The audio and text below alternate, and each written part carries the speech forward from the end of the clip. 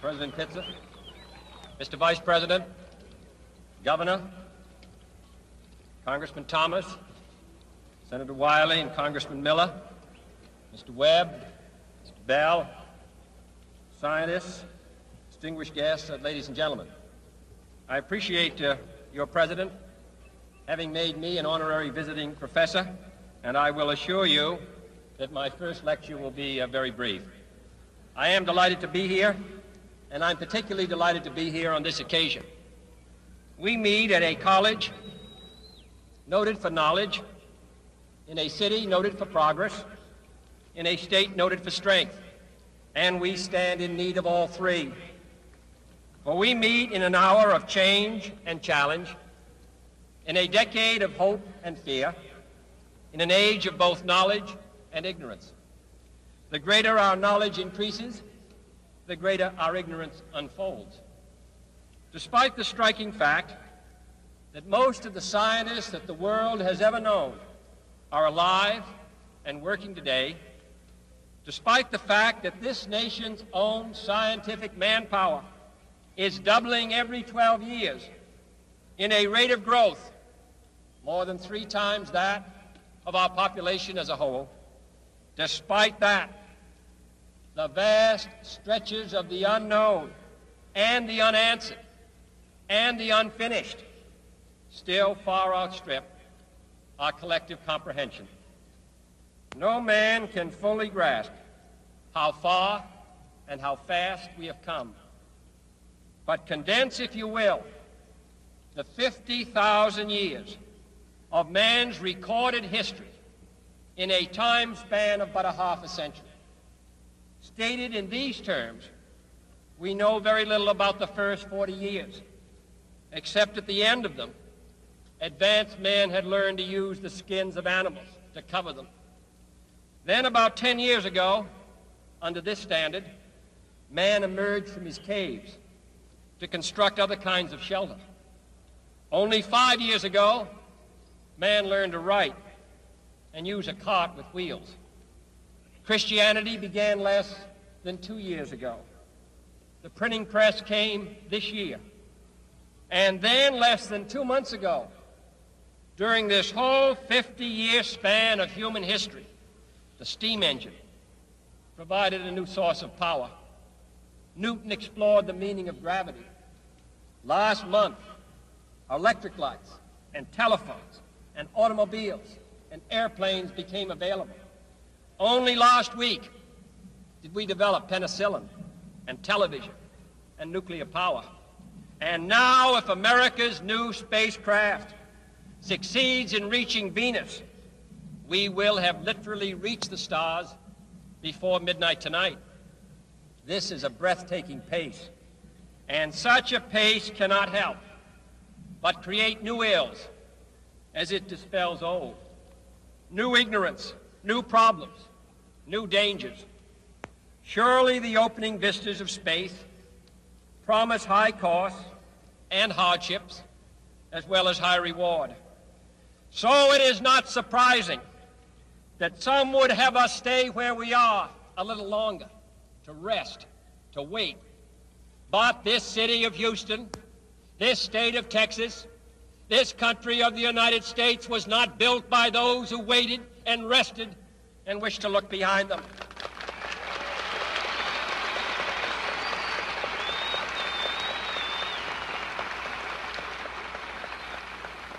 This country was conquered by those who move forward, and so will space. William Bradford, speaking in 1630 of the founding of the Plymouth Bay Colony, said that all great and honorable actions are accompanied with great difficulties, and both must be enterprised and overcome with answerable courage. If this capsule history of our progress teaches us anything, it is that man in his quest for knowledge and progress is determined and cannot be deterred. The exploration of space will go ahead, whether we join in it or not. And it is one of the great adventures of all time. And no nation which expects to be the leader of other nations can expect to stay behind in this race for space. Those who came before us made certain that this country rode the first waves of the Industrial Revolution, the first waves of modern invention, and the first wave of nuclear power.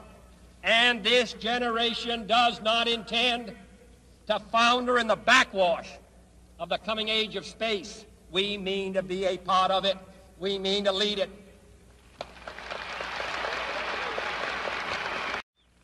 For the eyes of the world now look into space, to the moon, and to the planets beyond. And we have vowed that we shall not see it governed by a hostile flag of conquest, but by a banner of freedom and peace. We have vowed that we shall not see space filled with weapons of mass destruction, but with instruments of knowledge and understanding. Yet the vows of this nation can only be fulfilled if we in this nation are first, and therefore we intend to be first.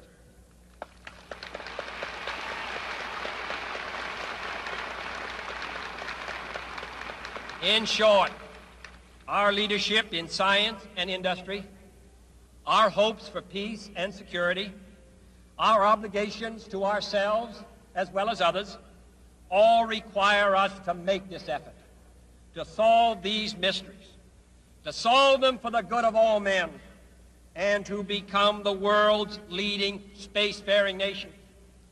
We set sail on this new sea because there is new knowledge to be gained and new rights to be won, and they must be won and used for the progress of all people. For space science, like nuclear science and all technology, has no conscience of its own. Whether it will become a force for good or ill depends on man. And only if the United States occupies a position of preeminence can we help decide whether this new ocean will be a sea of peace or a new terrifying theater of war. I do not say that we should or will go unprotected against the hostile misuse of space any more than we go unprotected against the hostile use of land or sea.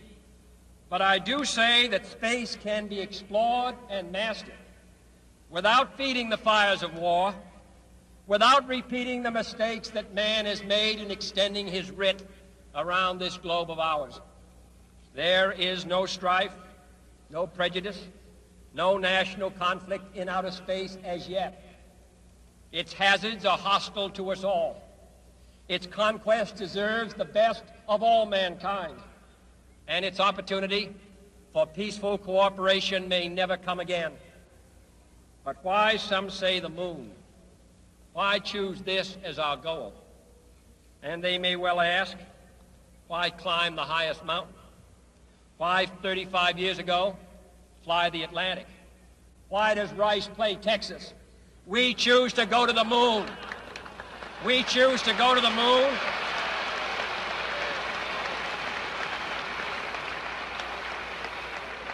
We choose to go to the moon in this decade and do the other things, not because they are easy, but because they are hard. Because that goal will serve to organize and measure the best of our energies and skills.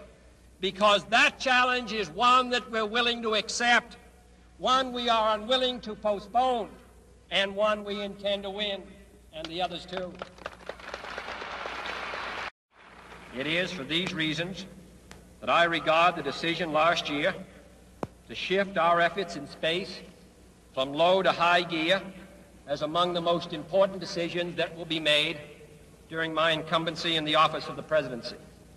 In the last 24 hours, we have seen facilities now being created for the greatest and most complex exploration in man's history. We have felt the ground shake and the air shattered by the testing of a Saturn C-1 booster rocket, many times as powerful as the Atlas which launched John Glenn. generating power equivalents to 10,000 automobiles with their accelerator on the floor. We have seen the site where 5 F-1 rocket engines, each one as powerful as all 8 engines of the Saturn combined, will be clustered together to make the advanced Saturn missile, assembled in a new building to be built at Cape Canaveral, as tall as a 48-story structure, as wide as a city block, and as long as 2 lengths of this field. Within these last 19 months, at least 45 satellites have circled the Earth. Some 40 of them were made in the United States of America, and they were far more sophisticated and supplied far more knowledge to the people of the world than those of the Soviet Union. The Mariner spacecraft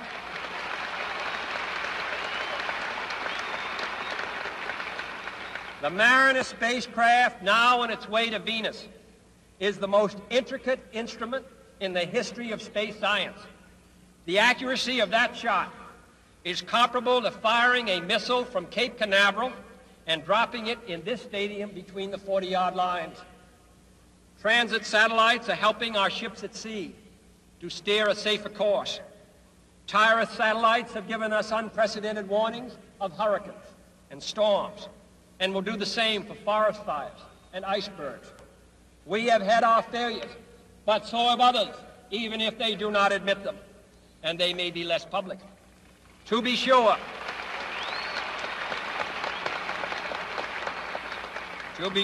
we are behind, and will be behind for some time, in manned flight. But we do not intend to stay behind, and in this decade we shall make up and move ahead.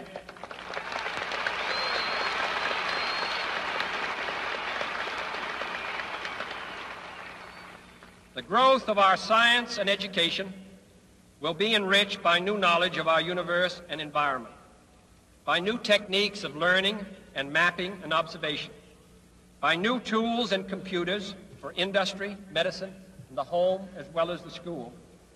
Technical institutions such as Rice will reap the harvest of these gains. And finally, the space effort itself, while still in its infancy, has already created a great number of new companies and tens and thousands of new jobs. Space and related industries are generating new demands in investment and skilled personnel, and this city and this state and this region will share greatly in this growth.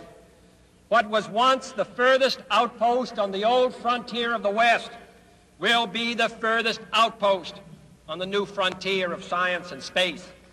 Houston,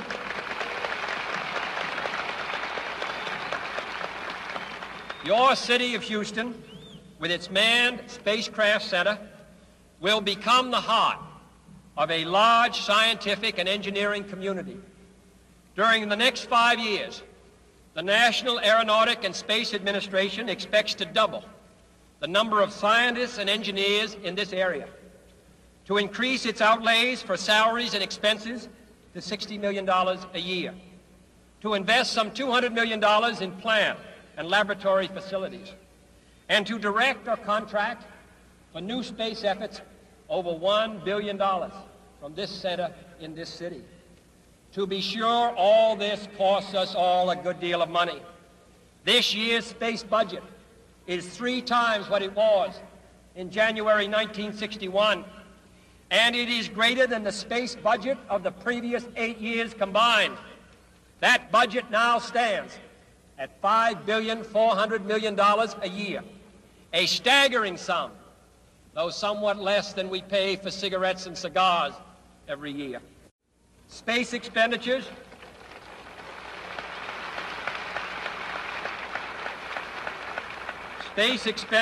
will soon rise some more, from 40 cents per person per week to more than 50 cents a week for every man, woman, and child in the United States. For we have given this program a high national priority, even though I realize that this is, in some measure, an act of faith and vision, for we do not now know what benefits await us.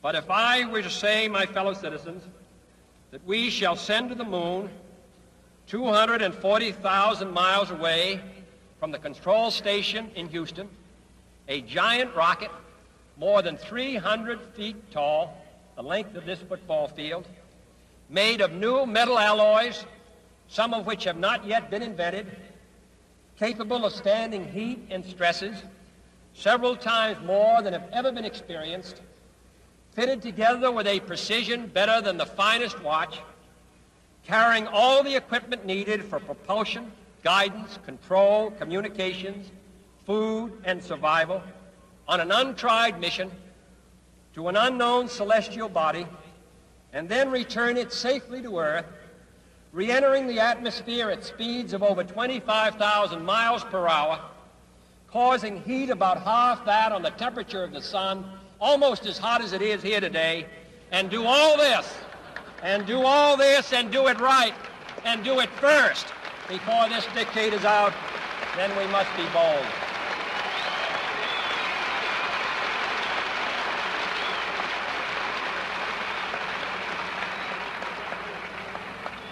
I'm the one who's doing all the work, so we just want you to stay cool for a minute. However, I think we're going to do it. And I think that we must pay what needs to be paid.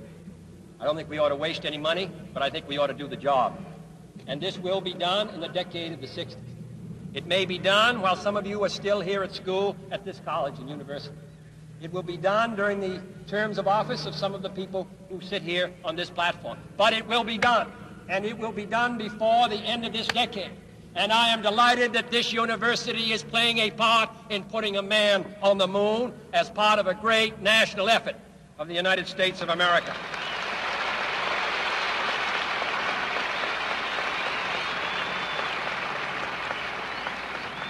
Many years ago, the great British explorer George Mallory, who was to die on Mount Everest, was asked why did he want to climb it. He said, because it is there. Well, space is there, and we're going to climb it. And the moon and the planets are there.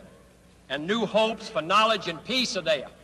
And therefore, as we set sail, we ask God's blessing on the most hazardous and dangerous and greatest adventure on which man has ever embarked. Thank you.